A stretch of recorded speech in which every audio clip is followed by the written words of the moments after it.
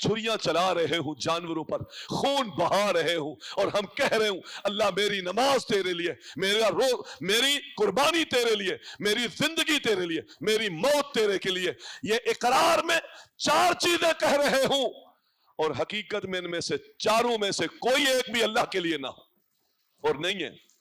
मैं दलील से साबित करके, नमाज ये नहीं पढ़ता, नमाज ये नहीं पढ़ता, समझे? कहता क्या कुर्बानी के वक्त कि अल्लाह मेरी नमाज तेरे लिए, तो झूठा है, बहुत बड़ा झूठा है। कुर्बानी कर रहा है, नमाज नहीं पढ़ता। नमाज अफजल है या कुर्बानी अफजल है? बताएं। नमाज फर्ज है, और घर के सारे फर्द पर फर्ज है।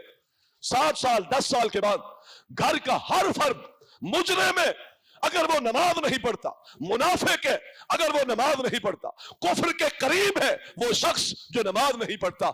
नमाज नहीं पढ़ता, कुर्बानी करता है, नमाज पे खर्चा नहीं होता, कुर्बानी पे खर्चा करके कुर्बानी करता है। अगर अल्लाह की मोहब्बत इसके सीने में है, तो फिर जिस चीज को खर्चा करके अल्लाह की मोहब्बत हासिल कर रहा है, लाखों रुपए देकर अल्लाह की मोहब्बत हासिल कर रहा है, जो सुन्नत है, और उसके मुकाबले में नमाज पर कोई खर्चा नहीं होता, वो नहीं पढ़ता, तो इसका माना है कि ये कुर्बानी के पीछे भी इसकी नीयत में फतूर है।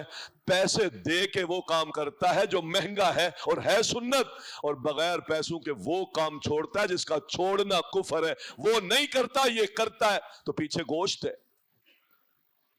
पीछे फंक्शन है, पीछे नामवरी है, पीछे मोहल्ले में एक बुनियाद है, पीछे एक शख्सियत है। अगर ये सच्चा है अल्लाह की मोहब्बत में, इसको नेकी चाहिए, तो इससे पहले फरीदा नमाज है, और उस पर कोई खर्चा नहीं। जिस पर खर्चा नहीं है वो नहीं करता, तो इसका क्या माना है?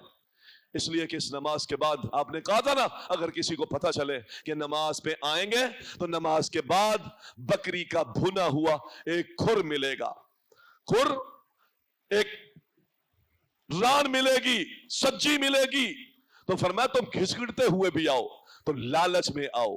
तो यहां लालच दौलत को खर्च करके कुर्बानी कर रहा है, और फ्री अमल होने वाले को छोड़ रहा है। तो मोहतरम भाइयों, आप बताएं कि इस कुर्बानी के पीछे अगर लिल्लाहियत है, तो यह लिल्लाहियत फिर नमाज में क्यों नहीं? ज्यादा झूठा है।